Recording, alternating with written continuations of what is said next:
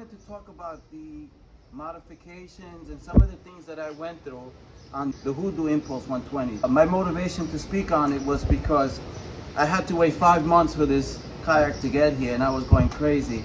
And during that time, I noticed that most of the people that were talking about modifications, opening, any type of discussion was involving the Hoodoo Tempest. And maybe because of the production of this item took a while to get out to customers, I decided to go ahead and talk about the Impulse. Okay guys, so I'm going to go ahead and give you a brief description on some of the things that the kayak comes and some of the things that I went ahead and did. Most of the kayak, I want to say, is about a good 80 to 90% pre-assembled, but these are some of the things that I went ahead and I did. The handle already comes installed, and this is a paddle saver that's also installed. You'll see the hatch. The hatch, I believe, has the stronger clips that open this way, and it goes all the way up. It locks up to here with a drawstring, and of course, it comes with its own scupper hole. Pretty big. I guess you could use it as a cooler. You could store fish. You could store gear. Some people talked about possibly putting a rubber seal here. I'm going to see how that works without it for the first trip, and then that might be something that I might talk in a subsequent video. As you work your way down across over here, you're going to see the gear track. There's 4 of these gear tracks that come on the kayak on this side. I went ahead and I moved those 2 up, and I went ahead and I installed the Scotty mount ball rod holder that came with the kayak, and it's pretty nifty. It actually pops in and out, and this could be, if you loosen up the screws, you could actually slide this up the gear track. And right now, the way I have it set up, you have 2 additional gear tracks, and I believe these screws are the 6M screw that you could attach other attachments to it. You see the integrated rod holder and some eyelids to grab onto other devices you have. It comes with its own paddle, which I already installed over here. You also have the drawstring that actually, when you let this go, it makes the rudder drop. The rudder drop. When I pull the string this way, you actually see the rudder come up, and then you press it down and it locks into that cleat, and keeping your rudder up when you're transporting the kayak. And of course, you have the rudder that's here. These rudder controls, they're kind of tricky to adjust, at least for me and one of my other buddies that has the same kayak. You basically have to adjust the rudder in one way, and you move the rudder control, which is all the way up here on this side of the kayak. You'll be able to see it moving back and forth. You go this way and that way, and you'll see the rudder moving back and forth. This also screws in, and working our way across this side, that I went ahead and installed an anchor trolley. Now the anchor trolley that I installed, I used some orange rope to tie it off the back handle from over here. I tied a knot, and I went and I put a stainless steel pulley that was located here, and then I got some black paracord that I installed all the way to the front.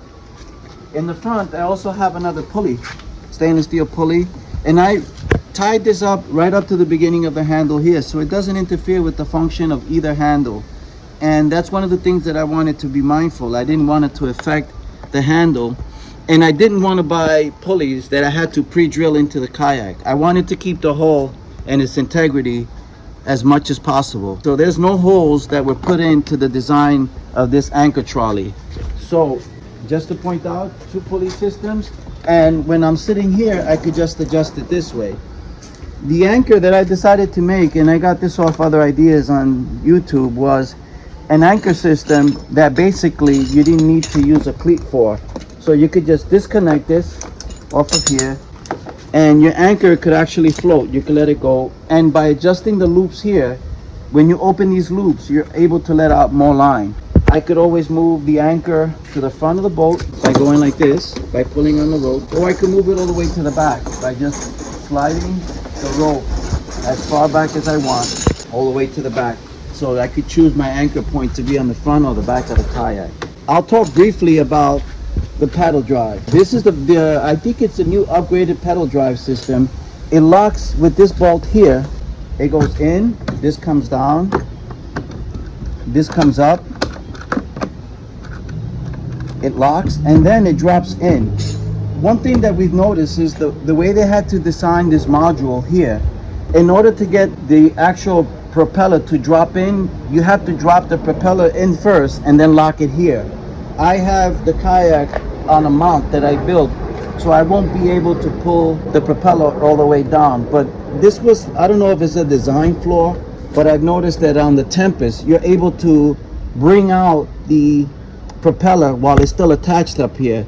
On this one, you have to bring it up first. You're gonna have to drop this in first and then lock it here. But because I don't want to move the kayak off the stand, I'm going to keep it just this way.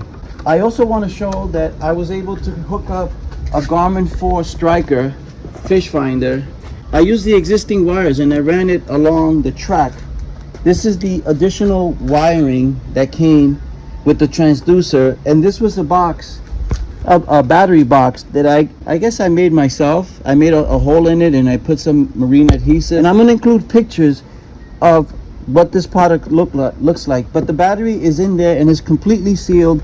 It's being held down with that bungee, and it's right behind me. As far as the landing gear, I'm going to take it out and show you briefly that I was able to tuck this landing gear right into the back scupper holes, and I'm actually leaving the scupper holes clear because this unit will run underneath the kayak and is going to allow me to pull it with me. I also want to show the little crate that I went ahead and I improvised some rod holders. I got 1.5 inch PVC pipe.